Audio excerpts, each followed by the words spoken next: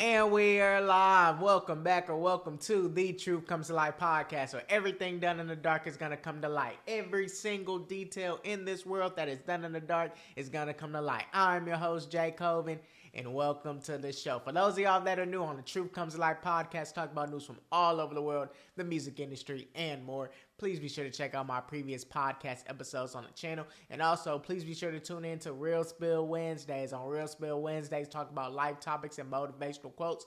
Please be sure to check out my previous Real Spill Wednesday that I did about Aaron the Plumber. That was a very interesting Real Spill Wednesday. I really thank each and every one of y'all that got 253 views on that video, so it's been going up. I really thank each and every one of y'all that has tuned in, and if you haven't, please tune into that one and also the previous Real Spill Wednesdays on the channel.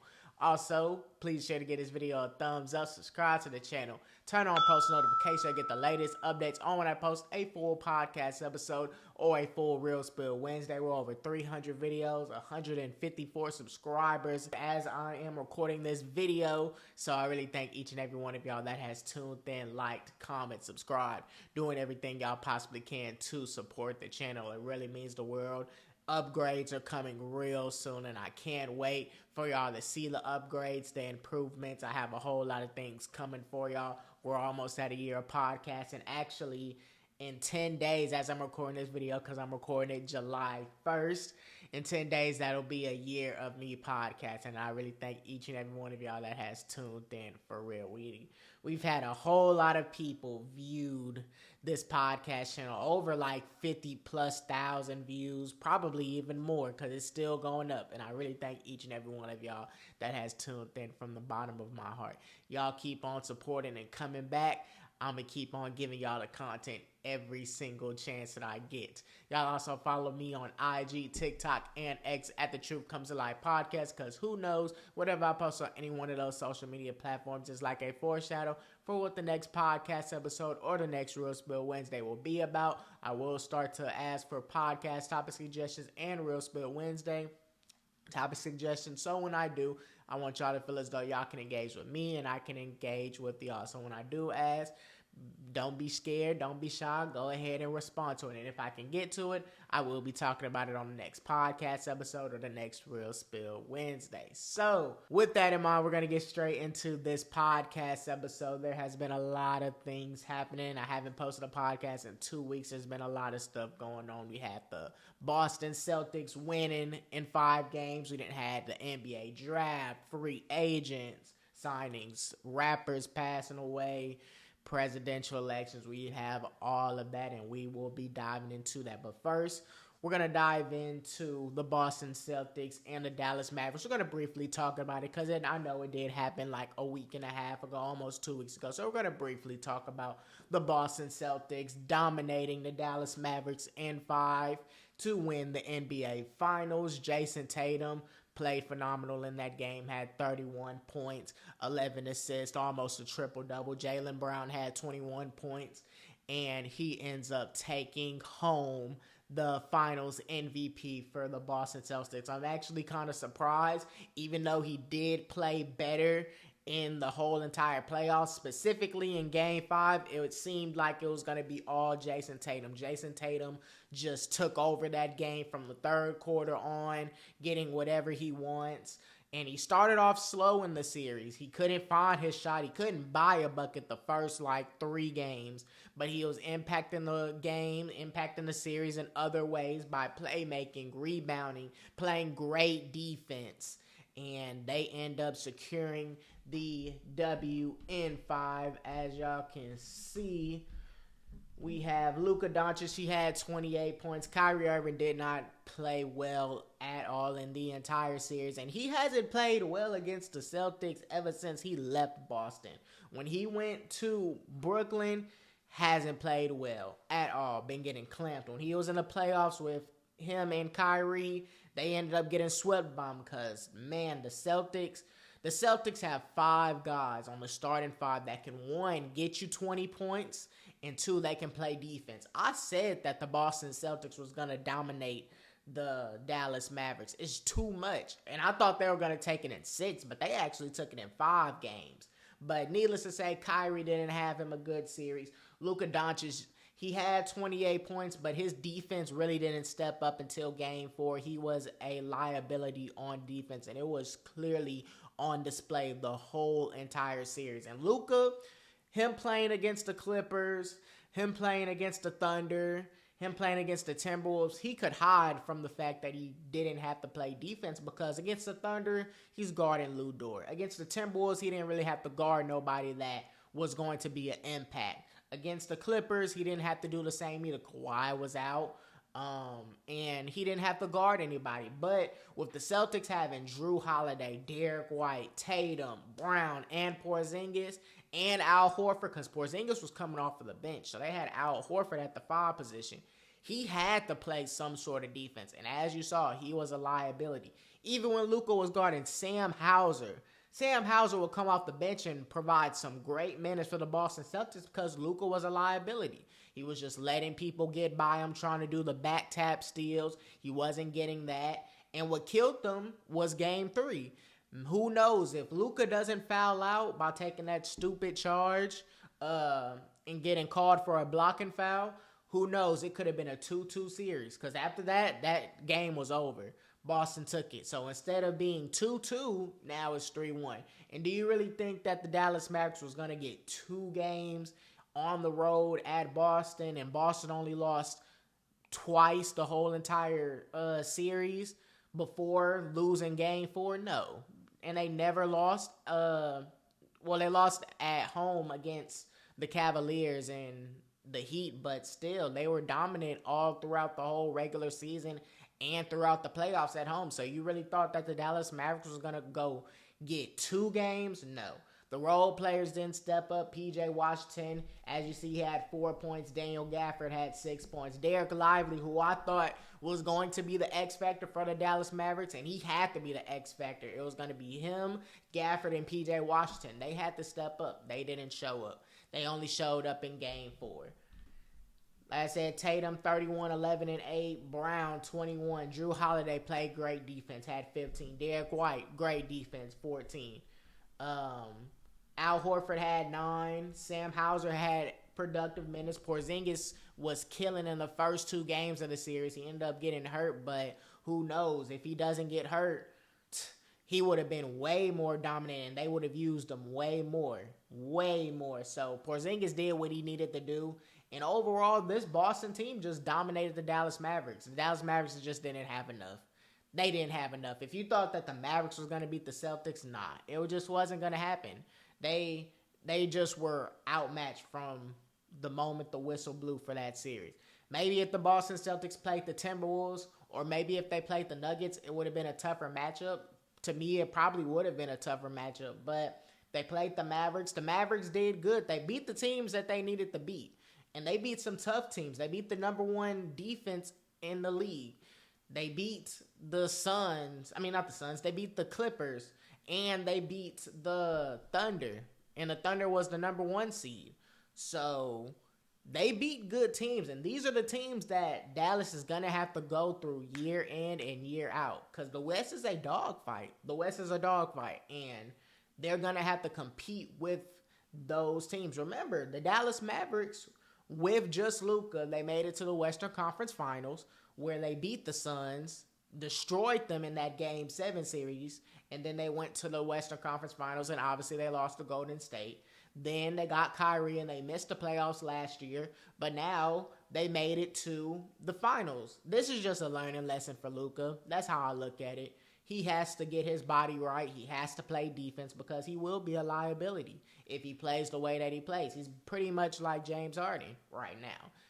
He's very dominant on the offensive end, but until he gets that defense right and until he gets that energy, he's going to be a liability, point blank, period. So the Boston Celtics, this was a very good year. It was championship or bust for them, point blank, period. If they didn't win the NBA Finals, it was going to be a bust. You add Drew Holiday, you add Kristaps Porzingis, you got to win.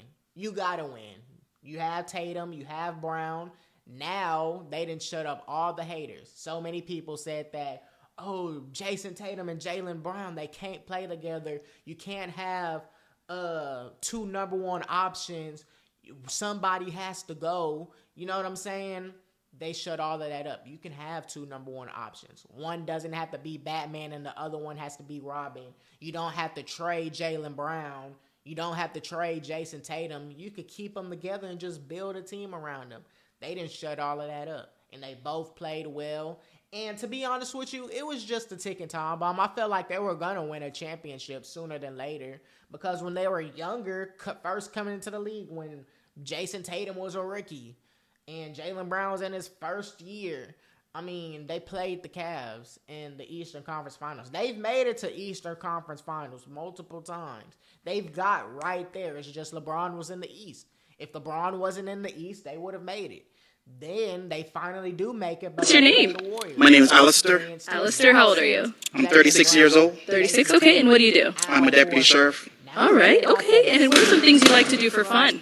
I like to travel. I like to go on trips. Okay. My name is Danielle, and I'm 35. Danielle, what do you do?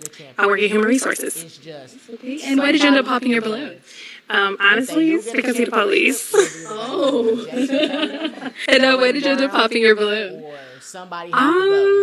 I just feel like sticking to the code. You know, I didn't have no problem with the law enforcement and whatnot, but I just feel like I should be sticking to a code. You know? What's your name? My name is Alistair. Alistair. At home, 65-18, by far had the best record in the NBA. They had the most 50-point wins, 40-point wins, 30-point wins, 20-point wins, and 10-point wins. Can you imagine that? That is just the definition of dominance. If you have the most 50, 40, 30, 20, and 10-point wins in the entire NBA, that's just dominance. You only lose 3 games the entire playoffs. That's just pure dominance. But with that in mind, is this Boston Celtics team good? Yes, this Boston Celtics team is good. I'm not going to take nothing away from the growth of Jaylen Brown, Jason Tatum, Al Horford, adding Drew Holiday, getting Porzingis. I'm not going to take none of that away. But when I compare it to all-time teams, do you really think that this team would compete with the Golden State Warriors with Kevin Durant? Absolutely not. And I don't like people saying that this team could compete. Like, yes, they're a good team. But I think that team is the greatest team ever to assemble. Ever assemble. 5 Hall of Famers, Steph, KLAY, KD, Draymond, and Andre Iguodala. Come on. It doesn't compare. The 86 Boston Celtics with Bird, McKinnon. No, it doesn't. Even the Lakers teams. Hell, probably the Heat team with LeBron and D. Wade. They may put up a series against them, but I don't know. That LeBron was something serious. And LeBron already proved that he can single-handedly beat a team in a series. So it's like this Boston Celtics team is good, but if you want to compare with the all-time teams, even the Lakers teams, Kobe and Shaq, like if you want to compare it, I don't think it compares. And is it one of the best teams within the last 10 years? No. I would personally just say that the Golden State Warriors is the best team. It's probably the best team ever assembled. But needless to say, they had a dominant run. Jason Tatum and Jaylen Brown proved everybody wrong. I'm actually, like I said, surprised that Jason Tatum didn't get the Finals MVP. Because you saw it. If you watched Game 5, you saw Jason Tatum was trying so hard to get that MVP. And I personally feel like when it comes to Jason Tatum has already accomplished so much. He finally has the NBA title. He's on the Boston Celtics, has done great things, all-stars, done great things. But what he's missing, and if he doesn't get it before his career ends, I feel like a lot of people are going to literally nitpick at that versus look at everything that Jason Tatum has done. And that's the fact that he doesn't have a league MVP and he doesn't have a finals MVP. Let's say that the Boston Celtics don't win a championship no more. If you want to put Jason Tatum amongst the greats, what are the people going to look at? They're going to look at how many rings you have, how many finals MVPs you have, and how many league MVPs. Then you have the things like first team all defense, first team All NBA. So you got things like that. But if you don't have that finals MVP, that means something. If you don't have that league MVP, that means something, especially now in this new NBA where you have so many guys that are competing for that league MVP. And out of all of those guys, there's 10 guys right now in the league that can easily just get it. Easily. You had Shea, you had Luka, you had Joel if he didn't get hurt, you had Jokic, you had LeBron James still in there, you had Shea Gilgeous-Alexander, Anthony Edwards is probably going to be in that race sometime, Jason Tatum is going to be in that race sometime. Those 8 people that I just named off rip that had spectacular seasons, and some of those people didn't get it. Who got it? We all know who got it. Jokic. So it's going to be hard for him to get that recognition that he needs and stamp his career until he gets that league MVP or that finals MVP. But he needs that finals MVP. Jaylen Brown, did he deserve that finals MVP? Absolutely. Jaylen Brown, great player. Very good player. But if we're going to talk about Jason Tatum amongst the greats, like all-time greats, that finals MVP not having it, if they don't win anymore, that's going to hurt him. I feel like personally that's going to hurt him. The league MVP is going to hurt him. It is. But overall, this is a dominant season for the Boston Celtics. It was championship or bust from the start of the season. They were already favored at the start of the season. They were the favorite coming into the playoffs, and they capitalized. No matter if they played the Dallas Mavericks, no matter if the Boston Celtics only played against teams that were hurt, they didn't play against Jimmy Butler, Donovan Mitchell got hurt, Tyrese Halliburton got hurt, they still made it to the finals, point blank period. So overall, this was a great win for the Boston Celtics. So what just transpired a couple of days ago is the NBA draft and the free agencies. We have a lot of things to talk about, but the first thing that I want to talk about is the free agency. Oh my goodness, a whole lot of things has happened. We didn't have Chris Paul going to the San Antonio Spurs. We didn't have Klay Thompson news that just came.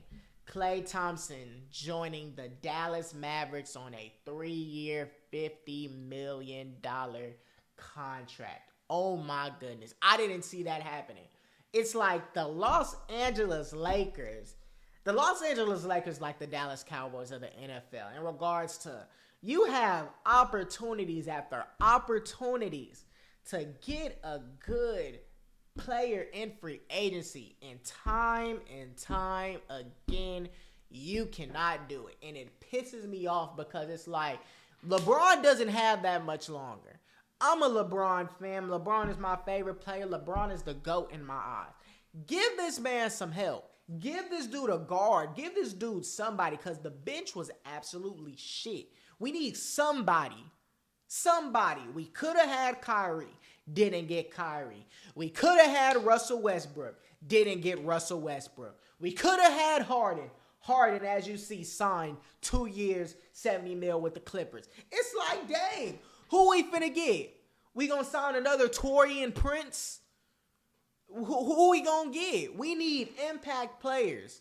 And we haven't been getting that. D'Angelo Russell, he cool, but in playoff time, he's wishy-washy. Against the Nuggets, wishy-washy. Did he play better? Yes, he played better, but as you saw, he still had games where he played like absolute shit.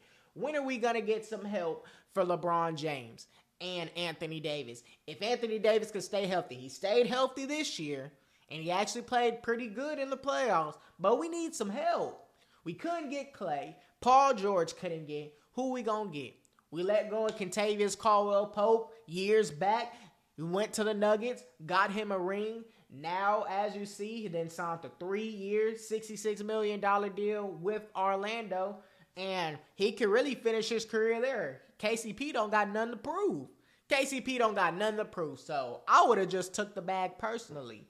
But for the Lakers, I don't even know who we gonna sign. Can we get DeMar DeRozan? Can we get Zach LaVine? Who we finna get? Who we finna get? And it literally makes me mad. But going to the Klay Thompson deal with the Dallas Mavericks. The Dallas Mavericks is going to be back. And they're going to be back swinging. I personally still believe in Klay Thompson. Yes, I know Klay Thompson shot 0 of 10, had 0 points. I get it 100%. But I still have hope. He's one of the best shooters this league has ever seen. I still have hope. And the fact that he has Luka Doncic and Kyrie still on the team, they can play make for him. And I feel like even though this is a cheaper deal than the deal that he declined in Golden State, which leads me to believe that he probably didn't want to be in Golden State. Because in Golden State, he had a 2-year, $48 million deal. Now he has the 3-year, $50 million deal. So the Mavs actually got him for cheaper. I feel like that's what he's worth too right now because he is going downhill. The Golden State Warriors also got a 2 second-round draft picks. That's what they got.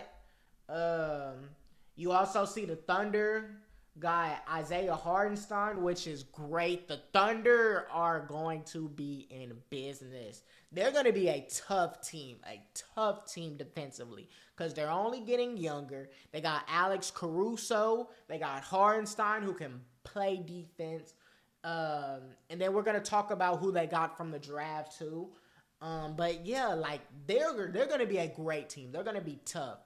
Very tough. They were a 1 seed last year. Shea's not going nowhere. So they're going to be in business. You see DeJounte Murray, they don't have it on here, but DeJounte Murray got traded. He's going to the New Orleans Pelicans. I feel like that is a great pickup for the New Orleans Pelicans. For the Atlanta Hawks, it just seems like I think that Atlanta should rebuild. Because I really don't think Trae Young want to be there for real. I don't think Trae Young wants to be there for real. They didn't try giving him help. But it hasn't worked at all. He did what he needed to do. He carried his team to the Eastern Conference Finals. Point blank period. So if I was Trae Young, I would get out of Atlanta. Try and go to the Lakers. Try and go somewhere else. That's what I would personally do. Even though it's his team. If you want to keep it as his team, cool. You already got Zachary Ricochet in the draft, and we will be talking about that. Derrick Jones Jr., after the Klay Thompson signing, obviously he's going to be gone, and he's going to the Clippers. Kevin Love is staying with the Heat. The Sixers sign Eric Gordon, Kelly Oubre, and Andre Drummond. Let's see who else. Tobias Harris is going to go to the Pistons. I ain't going to lie. He's probably going to rot away. I'm not even going to lie. Gary Harris in Orlando. But Klay Thompson for the Mavericks, that's a W. That is a W. And if they can get the old Klay Thompson back somewhat, if Klay Thompson can just give them 20, just 20, because we already know Luka's going to give them 30. Kyrie's going to give them like 23, 24.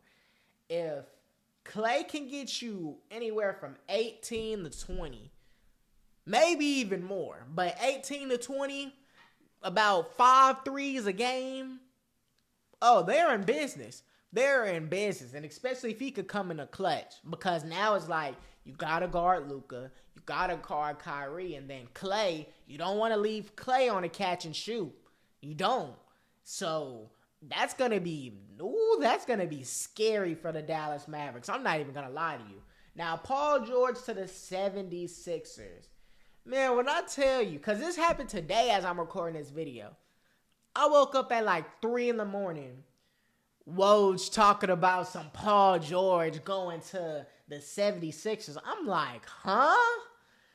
He going to the Sixers? Are you serious? That at 3 in the morning is absolutely crazy. Absolutely crazy. It was a failure in my eyes with the Clippers because of the simple fact you don't go to the finals. With that team, you didn't have everybody. You didn't have trials and tribulations galore with that team. You didn't have Kawhi. You didn't have Harden. You didn't have Russell Westbrook. You didn't brought in so many people, and you still couldn't go to the finals. Yes, Kawhi was hurt for 2 of the series, and you had to carry. But in the bubble, you ain't do nothing. It's a failure. It was a failure. Point blank. Period. Failure. Now, in the East, it's gonna be a little bit easier. You're gonna have help. You're gonna have Maxey, who was proven to be a rising star. You still have Joel Embiid. If Joel Embiid doesn't get hurt, we already know he can get you about 30 a game. I think that's a good fit. Personally, I believe that's a good fit. I actually think that it's a better fit than the LA Clippers. But we'll go ahead and see. Do I think the 76ers will compete? Yes, the 76ers will compete if Joel doesn't get hurt. If he doesn't get hurt, they'll compete. Point blank, period. You still got to deal with the New York Knicks. You still got to deal with Milwaukee if they're not inconsistent. But obviously, the head of the East is Boston. And until proven otherwise, I don't think nobody can beat Boston. They literally signed everybody back. As y'all can see, hold on, let me go ahead and pull it up for y'all. They just signed Jason Tatum to the most amount of money in NBA history, if I'm not mistaken. He got like a $314 million deal. Jason Tatum agreed to a 5-year, $314 million deal. That is the most like ever. Largest contract in NBA history. Like, oh my goodness. They still having everybody for at least 2 more years. They're going to still have Holiday. They're going to still have Brown. They're still going to have Tatum. They may have Porzingis. I don't know.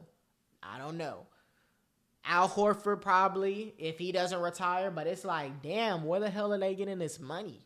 Until proven otherwise, there ain't nobody that can beat the Celtics. Point blank, period. You done got 2 stars. Who knows? People saying that Jaylen Brown the best player on the team, and he might be. But I'ma still say Tatum for now, even though, Jaylen Brown did what he needed to do. But next year is going to look different. But really for the West, it's going to be different. It's going to be tough. It's going to be a dogfight. And I don't know who's going to come out the West. But right now, the Lakers, I don't even know what to tell the Lakers. We're selling day by day. Day by day, it's like, if it ain't one thing, it's another. Literally. We can't get nobody in free agency because I don't think we have the salary cap. I don't know what it is. Some trades need to happen. The only people that need to stay on the Lakers right now is LeBron, AD, Austin Reeves. Those are the only 3 people that have locks on the team. Everybody else can be replaced. Point blank, period. Because you're seeing all of these teams. The Mavericks is trying to win. But going back to let's talk about the Warriors, though. Since Klay Thompson is going to the Mavs, can Steph Curry carry the Golden State Warriors with just him in this day and age of basketball? Whoo, it's gonna be hard. It's going to be hard because they don't have Chris Paul. They literally have nobody. They literally don't. It's just Steph Curry and Draymond Green, and that's not enough. That is not enough. I think Steph is good enough to get them to at least a play-in. And no lower than a 10, no higher than a 7. That's probably as far as I think they can get them. Because it's tough. Because the Kings is still going to be towards that area. The Pelicans, the Suns. It's so many teams. Like, Curry needs help.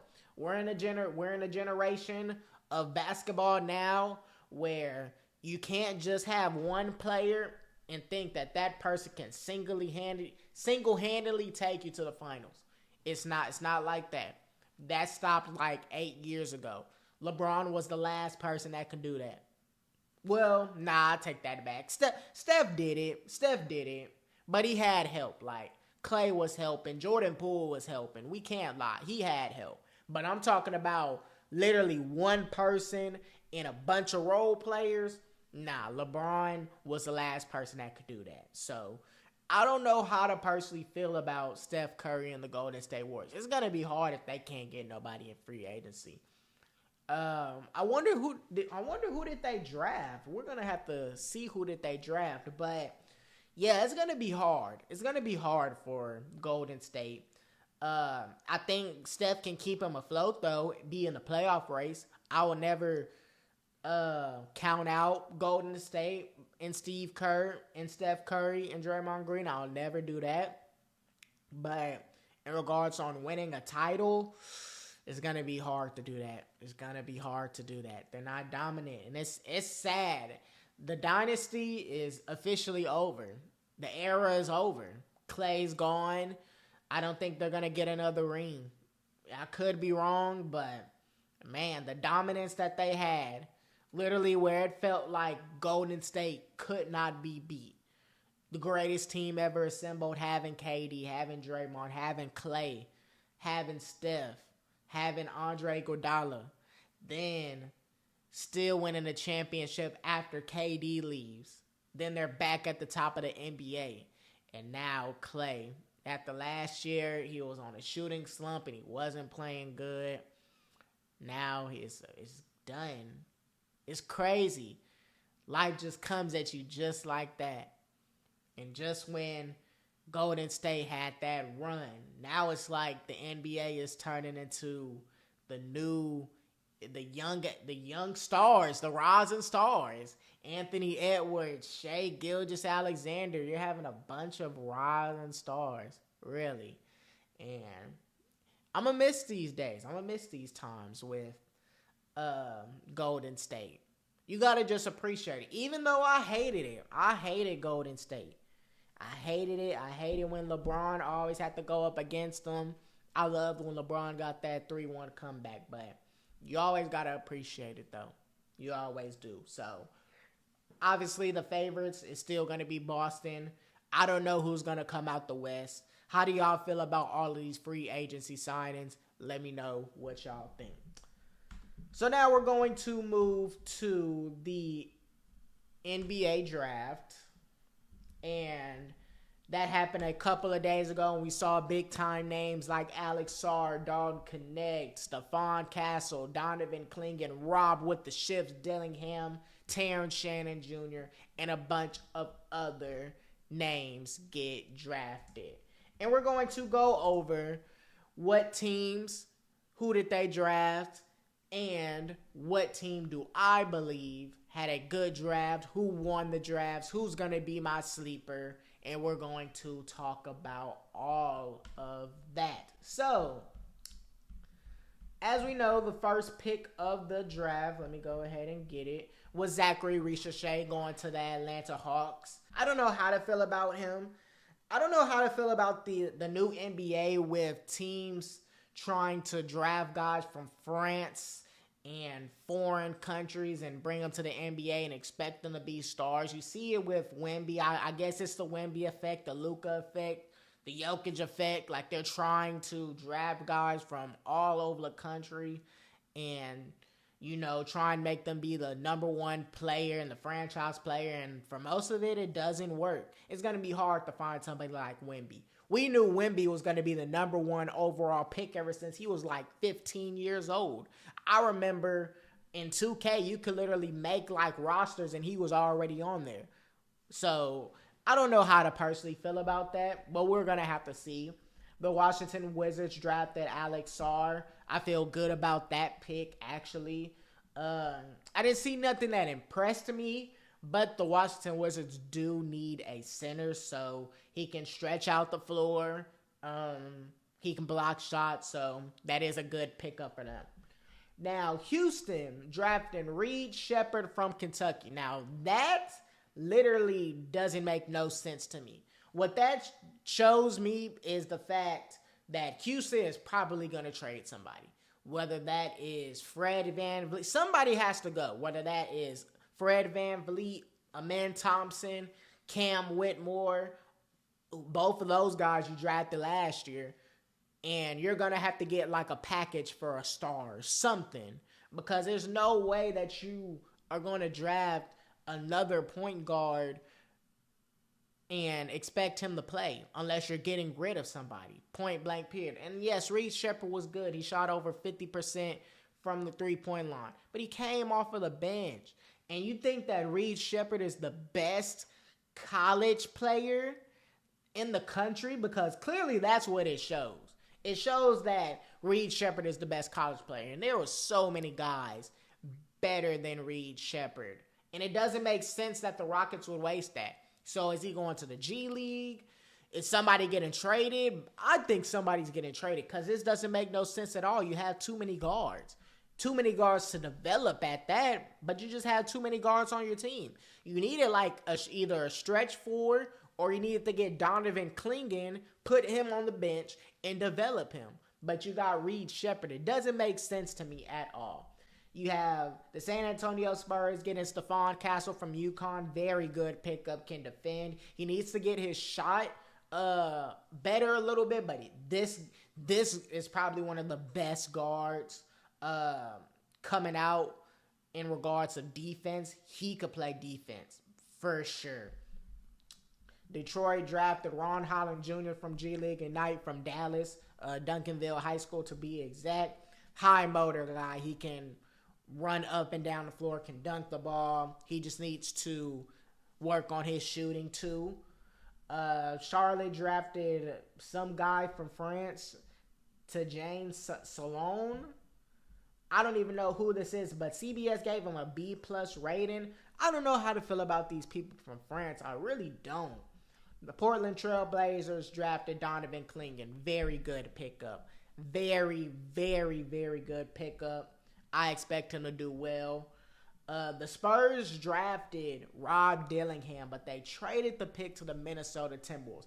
This might be a regret. They may regret that because I think Rob Dillingham is going to be a star in the NBA. I really do.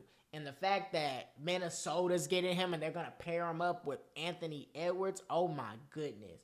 Like, the Spurs really could have had the best draft. They really could have with Stephon Castle and Rob Dillingham. But the fact they got rid of Rob Dillingham, I'm really kind of shocked and I'm disappointed. But that is going to be a great, great fit for Rob Dillingham, the Minnesota Timberwolves.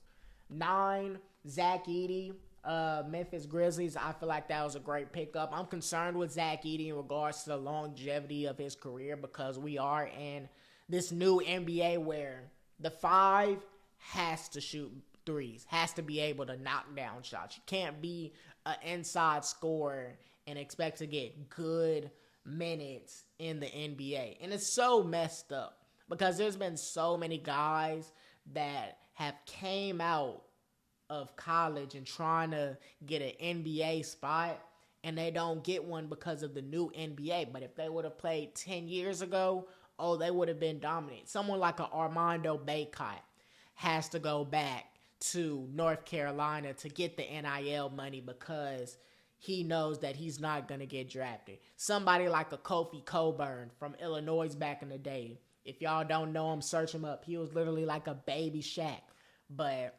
he doesn't get drafted. There's so many guys, and I can go on and on about it, but I am concerned about Zach Edey. I really am.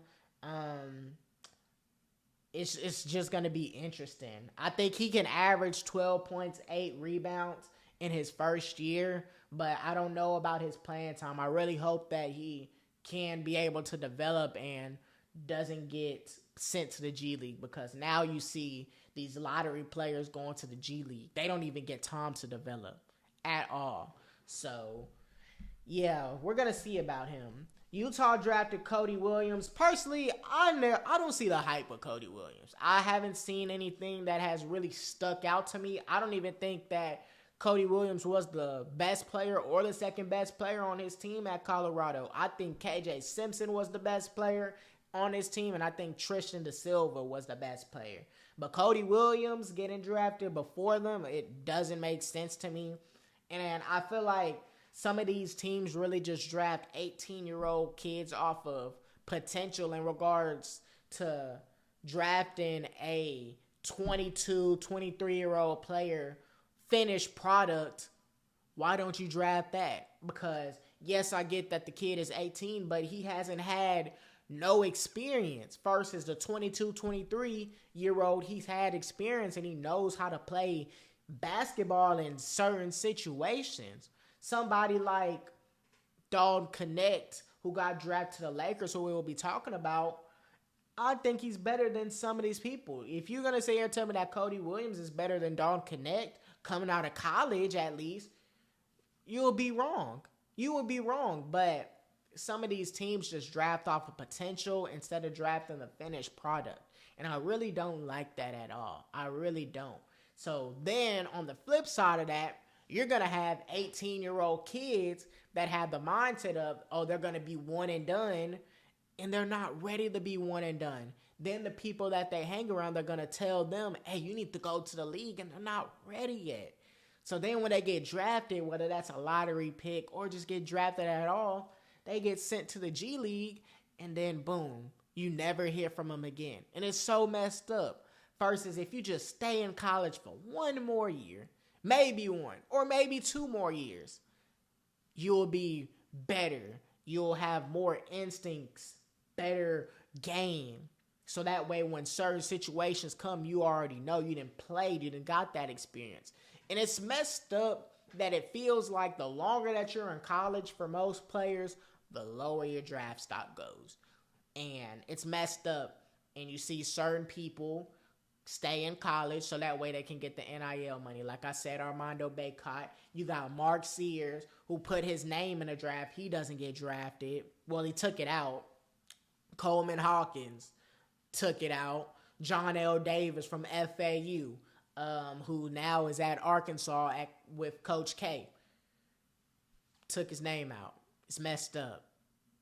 It's messed up. And I feel like those guys is better than some of the guys that got drafted. Point blank, period.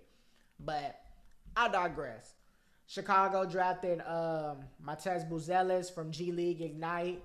The Thunder drafted Nikola Topic. And like I was saying, they're only getting younger. I don't know how he's going to be. There's so many Nikola people in the NBA.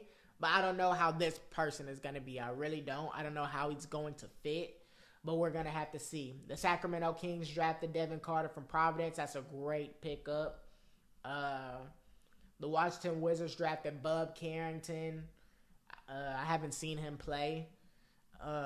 Miami Heat drafted Khalil Ware, the center. He actually played really good at Indiana. Go ahead and check him out. The Sixers drafted Jared McCain. I'm glad that the Lakers ain't draft him. Jared McCain is good. Don't get it twisted. But I don't know what I'm going to get out of Jared McCain. I don't. It's like one game he can shoot threes. The one game he can play make. One game he can play defense. And then one game you're not going to get nothing out of him. I don't know what to expect. I don't know what to categorize Jared McCain. I really don't. I really don't. But the Lakers drafted Dalton Connect. That was an A+. As you see, A+. One of the best players in the SEC, if not the best player in the SEC, was dominant. Straight up dominant in March Madness. They lost to Purdue, but he was dominant in that game. Him and Zach Edey were dominant. The Magic drafted Tristan Da Silva from Colorado. Like I said, great player. Toronto drafted Kobe Walter. The Cavs drafted Jalen Tyson from Cal. New Orleans drafted Yves Messi, the center from Baylor, which is a great pickup. Denver drafted Deron Holmes from Dayton. He's a pretty good player. Now, A.J. Johnson from the Milwaukee Bucks. Now, everybody talks about Bronny James and him getting drafted to the L.A. Lakers and LeBron having all of this control and him able to dictate the whole NBA draft and all that. First off, it's about the connections. He has the connections. LeBron is the GOAT. LeBron is one of the greatest players to ever play the game. It's not like LeBron James only averages 10 points per game and he has control of the whole NBA draft. No, LeBron has the most points in the league ever. 4-time NBA champion. Come on now. Amongst accolades. He's able to do that. He's able to put, his son on. Now, even though I feel like there are people that are better than his son, he ended up getting drafted, you know. But even though Bronny James, should I say, only averages 4 points per game, 4.9 points per game, AJ Johnson averages 2.9 points per game. I want y'all to see this. He was a first round pick. Milwaukee spent their first round pick on a guy that averages 2.9 points per game. He didn't go to college. Obviously, 2.9 points per game, and that's what really gets to me. You're drafting a guy based off of potential versus if you see a guy like Mark Sears, let's go ahead and go to him, from Alabama, averaging 21.5 points per game from the 2023-2024 season. You're going to sit here and tell me that A.J. Johnson is better than Mark Sears? You're out your mind. If we go to John L. Davis,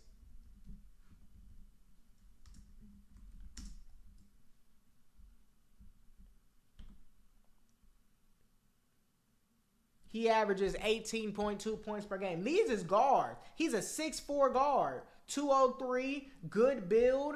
You're going to sit here and tell me that A.J. Johnson is better than him and he gets drafted first round and he doesn't? That's what gets to me. I don't see how these NBA scouts be scouting some of these players. Now, I want to be wrong. I want A.J. Brown to have a good career. And I want all of these guys that, you know, gets drafted to have a good career. I want to get that out the way.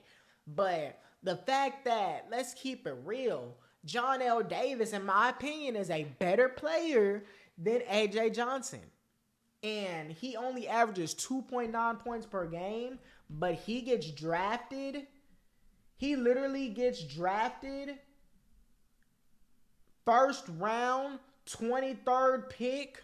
Are you serious? It doesn't make sense to me. It just doesn't. That's what I don't like about the NBA draft at all. And everybody's talking about the Bronny situation. LeBron can do that. As messed up as it is, the politics, and I hate politics. I really do. I hate it, especially with basketball, because I know the feeling, knowing that you're better than somebody, but they end up getting picked ahead of you. I know that feeling. But LeBron is able to do that. LeBron has the power because LeBron is one of the best in the game. But let's not talk about Bronny, and let's talk about this person that only averages 2.9 points per game, but he gets drafted in the first round. Doesn't make sense to me. Keyshawn George gets drafted to the Wizards. Bacone Diadek gets drafted to the Knicks. Dylan Jones gets drafted to the Thunder. Terrence Shannon Jr. gets drafted to the Timberwolves. That's a very great pick. Like I said, the Timberwolves won. They got two guards. I'm really concerned about Terrence Shannon Jr. on how they're going to develop him. I think that it's easier to develop Rob Dillingham because the way that Rob Dillingham plays, he's more of a ball handler. He can shift. He can play make. I feel like Terrence Shannon Jr. is more like a Kelly Oubre. And if you need a Kelly Oubre on your team, good, pick him. But the Timberwolves, do they need that? I don't know. He needs to develop his three-point shot more. But in Illinois, he was dominant. He was exciting to watch. He was literally a one-man fast break. You get him one-man fast break, you're not stopping him at all. At all. He was fun to watch. Hopefully they develop him right because he can be a very good player. Nuggets draft Ryan Dunn. Jazz draft Isaiah Collier from USC. And the Celtics drafted Baylor Shireman from Creighton. Very good pick. And then, second round, we're just going to name some guys. You have Kyle Filipowski from Duke going to the Jazz.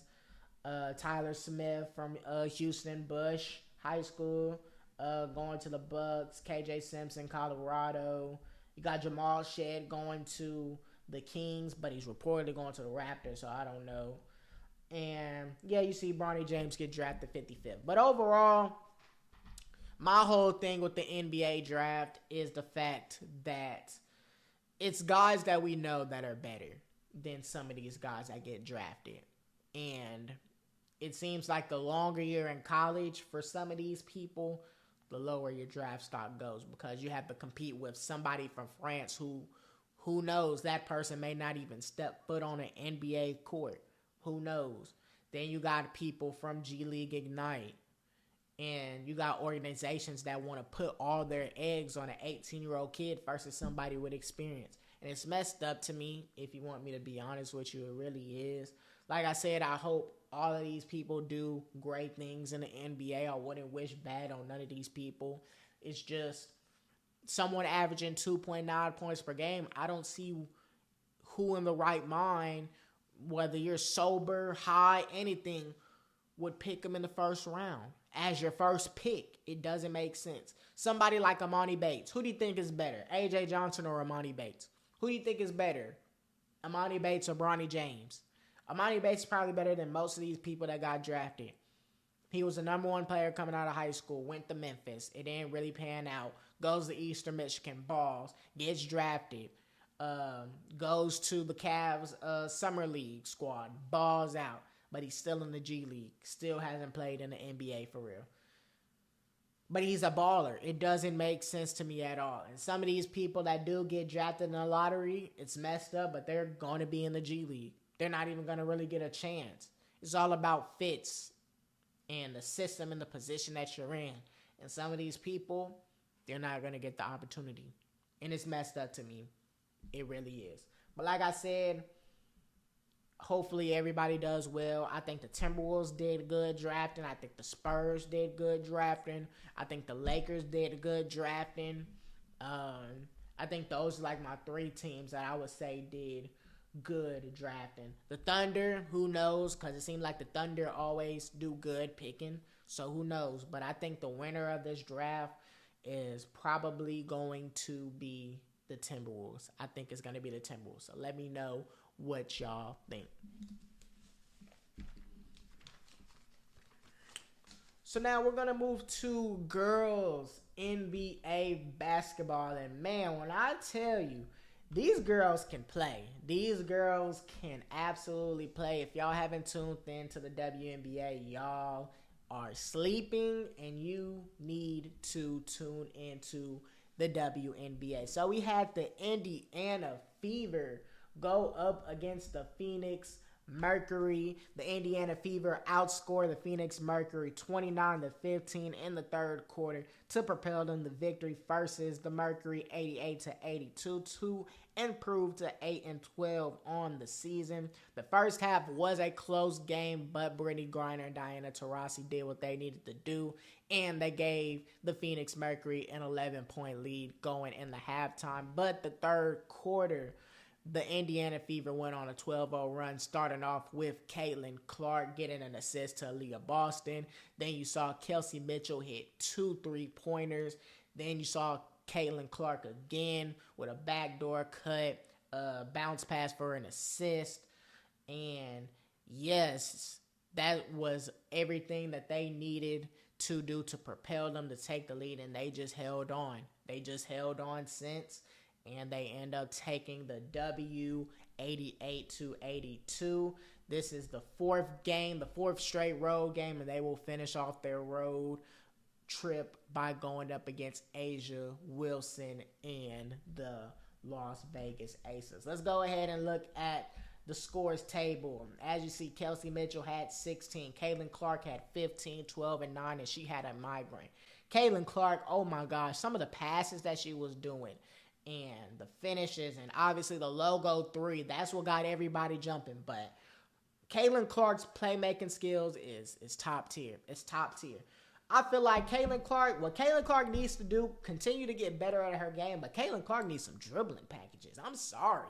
If Caitlin Clark over the summer or over the offseason, should I say, get some dribble packages, oh my gosh, Caitlin Clark can really be goated. But this left-right, it ain't gonna work. Caitlin Clark, where's the between the legs? Where's the behind the back? You got the step back, but you need a bag. You don't got a bag right now. That's the only thing that's missing from Caitlin Clark, in my personal opinion. Aaliyah Boston had 17 points. Nalissa Smith, who got cooked by Angel Wilson. First off, Angel Wilson, shout out to you.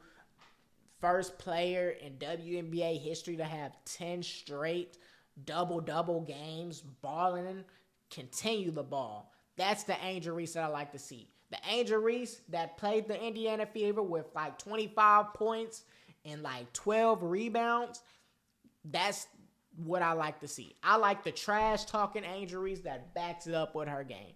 But the one that tries and go on social media and like sounds like she's hating or being jealous, that's not what we want to see. Now I want you to speak your mind. Obviously speak your mind. Obviously, I want you to talk. Trash talk. But certain things that you say to the press or on social media, it doesn't need to be said. You know, be you, be professional, and then, like I said, obviously just be you on social media. But don't come off as hating. Don't say like no hating things. None of that. But the trash talking you backing it up with your game, oh yes, that's what I like to see, and I want you to continue. You are doing big things just like Caitlin Clark, and I 100% agree with you when you said that. You're doing great things. Continue to do that. But going back, Nalissa Smith had 12 points and 15 assists. She stepped it up. Teamy Beanie had 10 points. And then for the Phoenix Mercury, Brittany Griner had 24 points. Diana Taurasi had 19 points. And Tasha Cloud had 15 points. But overall, those were the only 3 people that did something. And Kalia Copper, who averages over 20 points per game, only had 7 points. And that's what killed them. That's exactly what killed them. They have 3 Olympians on their team. You have 3 Olympians on your team. And Caitlin Clark came in there and beat y'all. Come on, man. Y'all should have put Caitlin Clark on the team. She's coming for blood. Caitlin Clark is coming for blood. You don't want to put her on that team, that U.S. team? Oh, yeah. She's going to show you time and time again why you should have put Caitlin Clark on the Olympic team. Kelsey Mitchell, 16 points. I don't know. Every single time I look at Kelsey Mitchell play, I fall in love with her game every single time. Can shoot the 3 ball, can dribble, can get to the lane. She averages 16 points.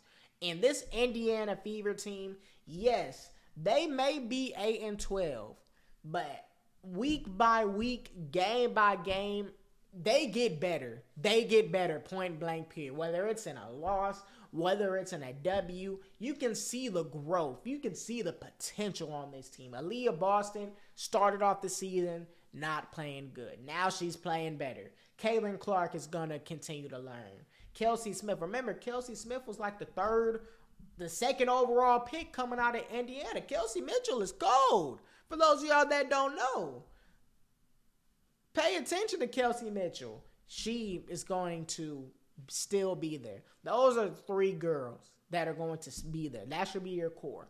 Now, if they can get somebody in the draft or something like that, good. But I love this Indiana Fever team. I really do. And it's not just because of Caitlin Clark. It's because of everybody else. Caitlin Clark is still going to do her and the things that she's doing for the WNBA, promoting it. The fans is coming, showing out for the games. I love that too. I love her game. I love how she's getting better. But to me, Kelsey Mitchell can ball. She can flat out ball, and I fall in love with her game every single time because every single game that I've seen her play, she's never let me down. Never let me down. And she played in less minutes this game, but she still stepped up and she still got you 16 points. So I like the Indiana Fever. I really do. This was a tough win for them. Tough win for them. Now, against the Las Vegas Aces, if they can beat them, oh my goodness. But there's 40 games in the WNBA season. They're 8-12 already. They're in the playoffs right now. If they can get to 20 wins, maybe that's harsh. They can get to 500 though. 20-20, 18-22, something around that line. But if they can reach the playoffs, it's a success if they reach the playoffs. They were the worst team in the league last year. And if they're able to make the playoffs, it's a success, point blank period. And for Rookie of the Year, obviously it's between Caitlin Clark and Angel Reese. Whoever makes the playoffs, because the Indiana Fever are the 8th seed right now, and the Chicago Sky are the 9th seed right now. And whoever makes it, is going to get the Rookie of the Year. I feel like they should get the Rookie of the Year because they're the rookies. You see what Angel Reese is doing with having the most consecutive double-doubles of all time for any female basketball player. You see what Caitlin Clark is doing. Look at the stats right here. We're going to actually pull it up. Let's look at all the leading scorers. You see that Caitlin Clark is top 3 in assists, averaging 6.9 points per game.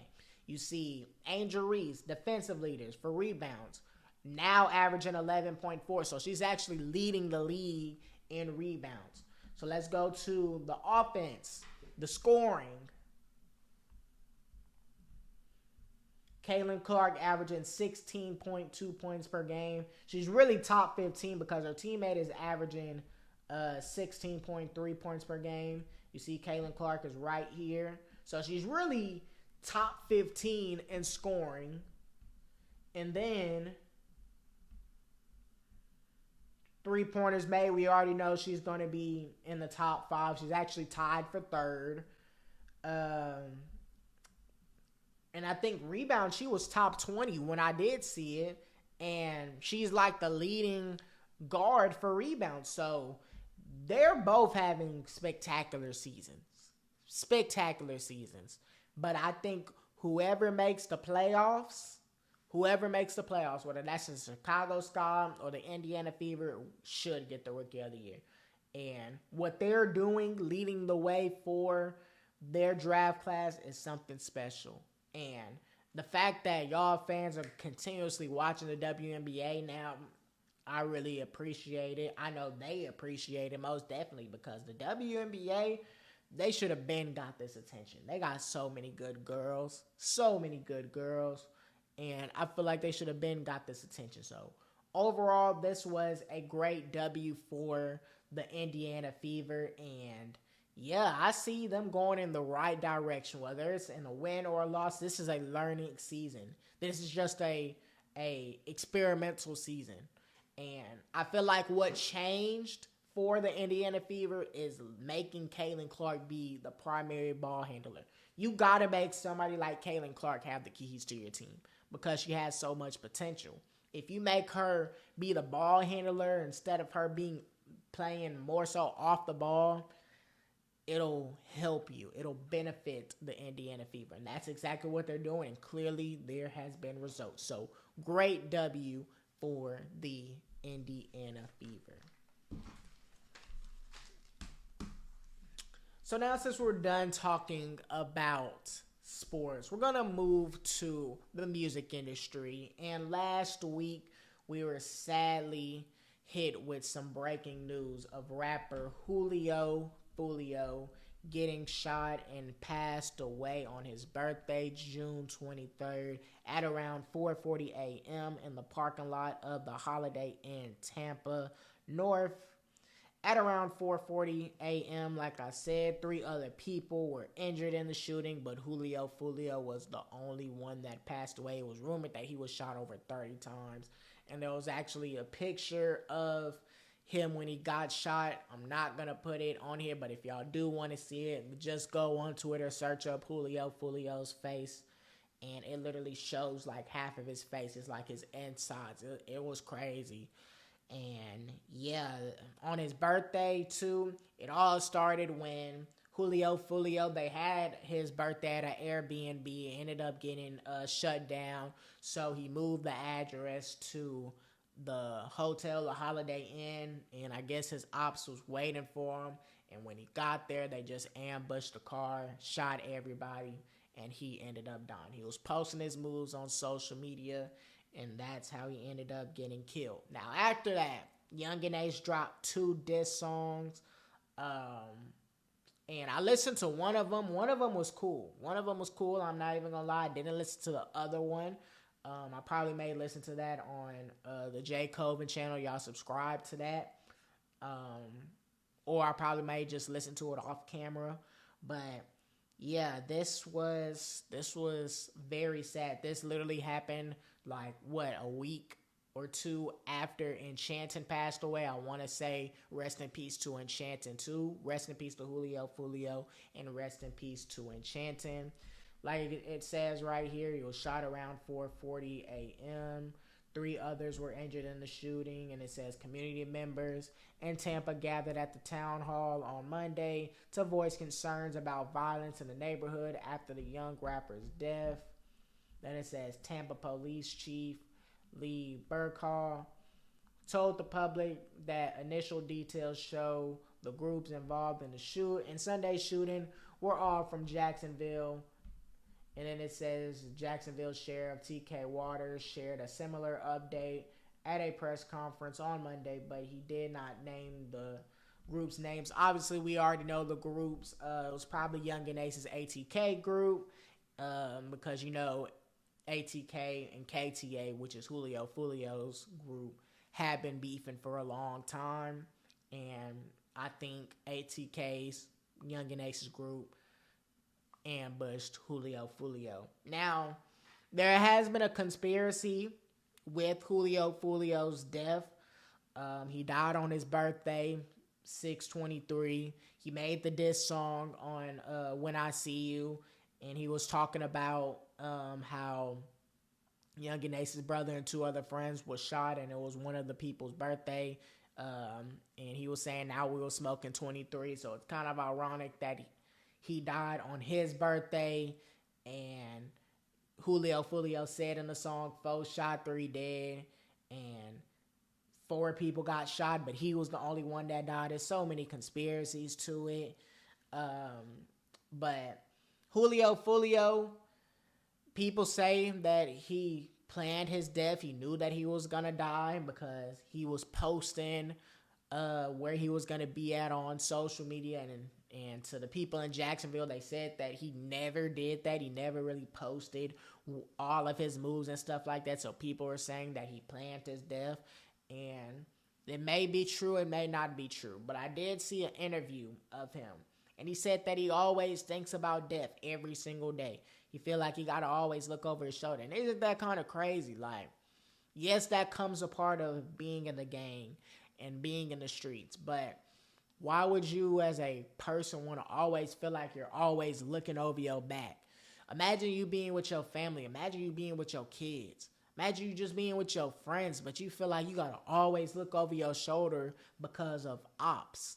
And you think that they're going to come and shoot you. It's really crazy. Then they may come when your kids are around. Shoot your kids. Shoot your baby mama. Shoot your mom. Shoot your pop, shoot anybody in your family. You gotta suffer through that because you decide to be in the streets. Like I said in my real spill, there ain't nothing wrong with just being a regular civilian, going to jobs, going to school, going to get a car, doing things that are legal. There's nothing wrong with doing legal things in the world. But, you know, environment plays a role. Then you have influences on social media that causes people to want to be in gangs. But the ones that get influenced to be in gangs, like, it's not cool at all because you have to always watch your back. Literally, every single day. You can't even go to sleep peacefully because your house could get shot up. Any point in time, it's 24/7 nonstop. Do you want to live that life? Me personally, I want to live a peaceful life. I don't want to be worried about no ops. I don't want to be worried about my house getting shot up, or if I'm with my family or with my kids, somebody could come and shoot me for a bounty or anything just to have me dead. I don't want none of that. I'm just a cool, calm individual that makes money the legal way. I want to do everything like just legal on some cool shit. You know what I'm saying? Versus always having to watch my back or do something illegal. And then if I have a bounty on my head, now I really got to watch my shoulders because someone else can come and kill me just for that money. Like, it's really crazy. I don't want to say that Julio Foolio asked for it, but what I will say is, if you're in any street gangs or if you live in that street life, nothing good comes from it. Either you're going to be in jail or you're going to be dead. You're going to be dead, should I say. You're either going to be in jail or you're going to be dead. One of the two. And if it ain't one of the two and you so happen to be alive, you're going to have so many war wounds, or you're going to have PTSD for real. It's like it's 24/7 nonstop. And it ain't something that you want to deal with. It really isn't. So, rest in peace to Julio Foolio. Really. Man, it's just sad to see another rapper gone. It really is. You seen King Von, Pop Smoke, PNB Rock, Julio Foolio, Takeoff, Enchanting, and now Julio Foolio. How many people, Big Scar too, how many rappers are going to pass away before people get the message of, okay, we got to stop this. We have to stop the drug overdose with Juice WRLD, X getting shot too. We have to stop this. But when is people going to learn that using drugs and overdosing on that ain't cool? Or being in that street life ain't cool, because nothing good comes from it. Nothing good comes from it at all. And so many people are having guns these days. So many people will crash out over little things. So many people don't have that self-control. If they're ops, they just gonna shoot you for no reason. No reason. But just because you're in a different gang or whatever, boom, you're getting killed. It's messed up. You have so many crash outs out here, waiting to crash out. Literally a ticking time bomb. They'll do anything to crash out. Literally. But rest in peace to Julio Foolio. And all of this violence, it really do just has to stop. That's what I have to say, for real. So, one thing that I want to talk about, I don't talk about this on my platform, and I really won't talk about it too much. First off, I want to give the disclaimer that I don't pay attention to no presidential election. I'm not on nobody's side. That's not even me. Let me put that out there. But as we know, the presidential debate between Joe Biden and Donald Trump has came and went, and there has been things on social media about the two. You've had Joe Biden. It seems like first of all, both of them are old. Both of them are, 80 plus years old. You have one that it sounds like he can't talk for real. Then you have another one that, who knows, could be lying about what's going on, the whole Capitol stuff, raiding the Capitol. It's a lot. But they end up going, and there's been things on social media, stemming from social media, that I want to show y'all. Let me go ahead and find it.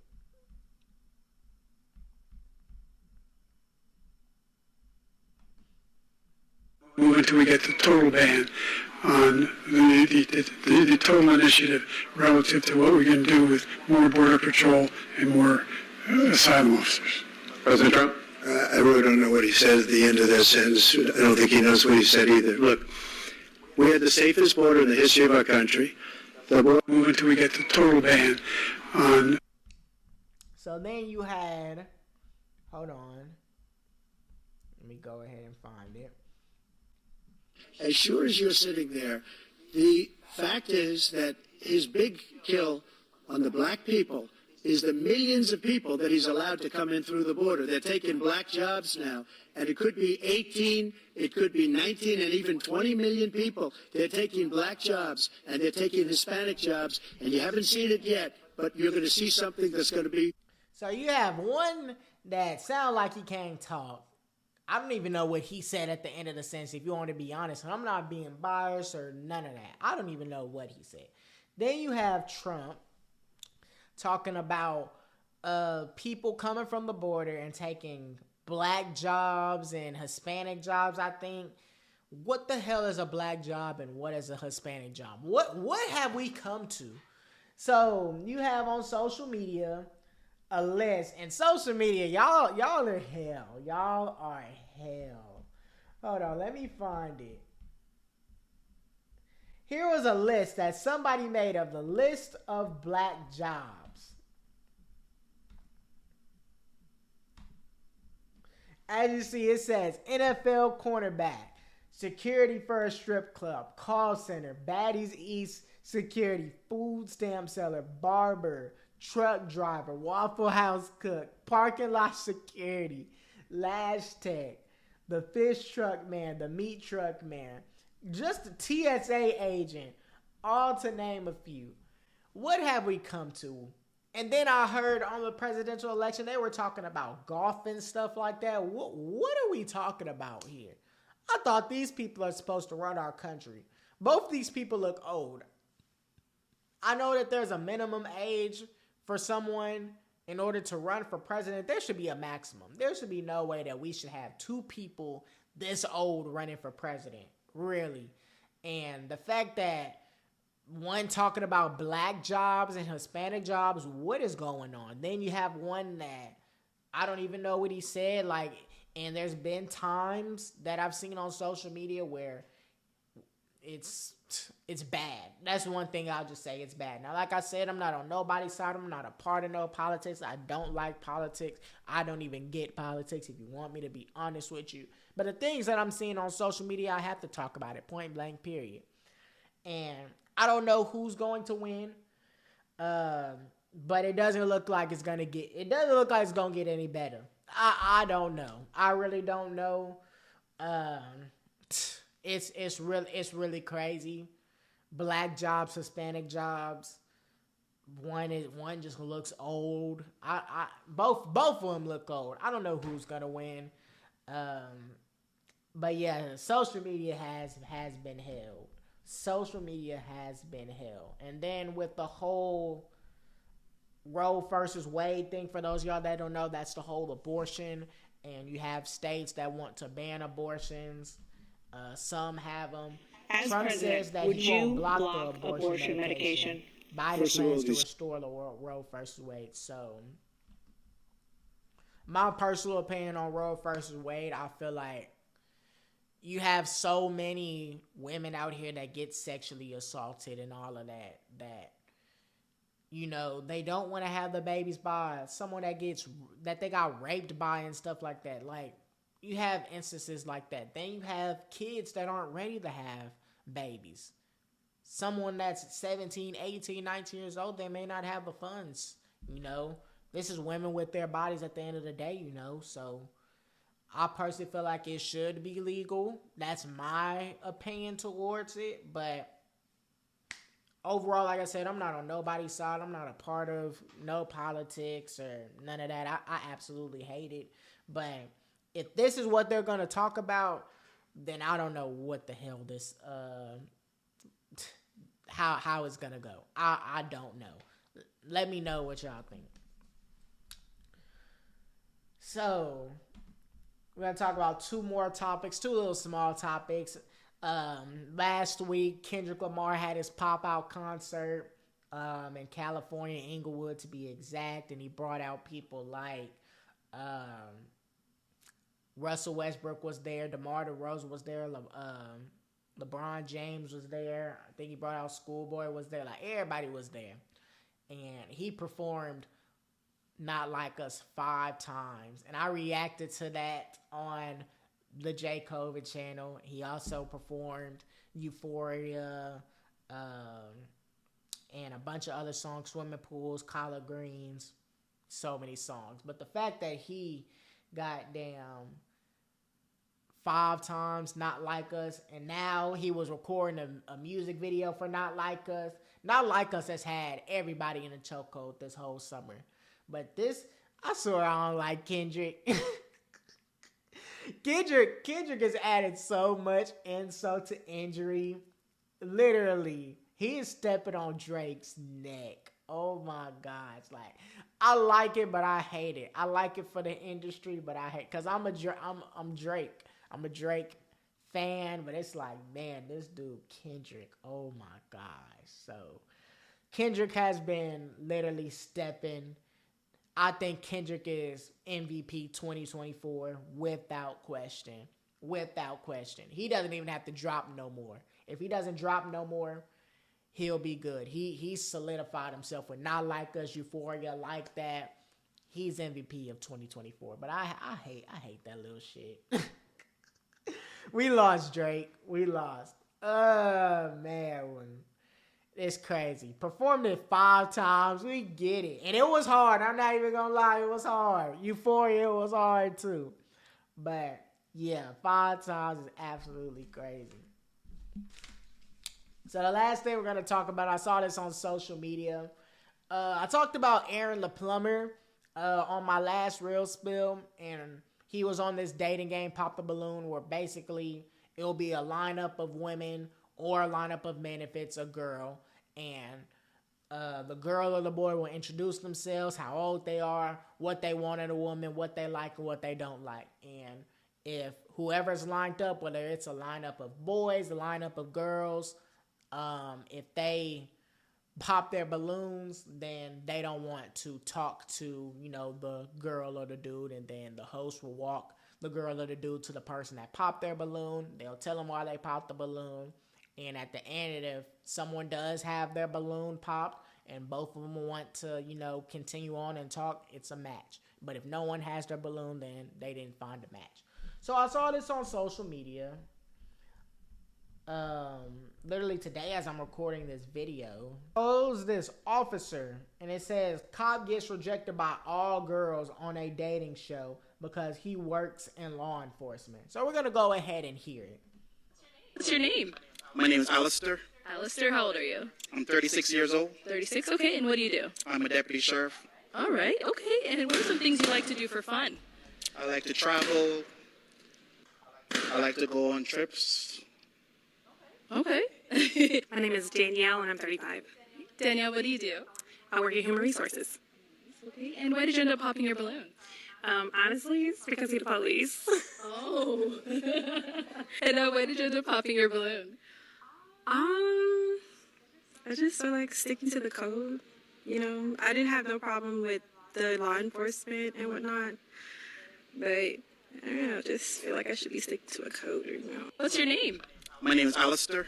Like, that doesn't make no sense at all. Girl, you talking about sticking to a code, just making excuses. How you gonna say you don't have a problem with law enforcement, but then you gonna say you sticking to a code? Girl, you as a civilian, you as a regular individual, regular woman, that isn't doing no crimes. I could be wrong. And everybody popped their balloon. I saw the video. Everybody popped their balloon just because he was in law enforcement. And I feel like that's messed up. Like, he was a calm dude. It seemed like he was cool. But the fact that they want to pop their balloon because he's in law enforcement is crazy. And it goes back to what I was saying. Some of these women want to date men that sell drugs, act like they hard, be a gangbanger, all of these things. And they don't want the nice dude, the one that does legal things. Like, okay, he's in law enforcement, so what? It goes deeper than that. Just because someone is in law enforcement, everybody's human at the end of the day. They're not a law enforcement. They're not an officer 24/7. That's not what you're going to get 24/7. It's about me learning the person for who they are. But since some of these women want the hard dude, it's messed up. It's a messed up society that we live in, for real. The fact that he got it popped because he's doing something good, he's in law enforcement. What's sticking to the code? What's sticking to the code? What code are you sticking to? Who are you dating? That means, have you been dating people toxic? Have you been dating people that been doing illegal things that you know? I mean, it doesn't make no sense at all. So let me know what y'all think about that.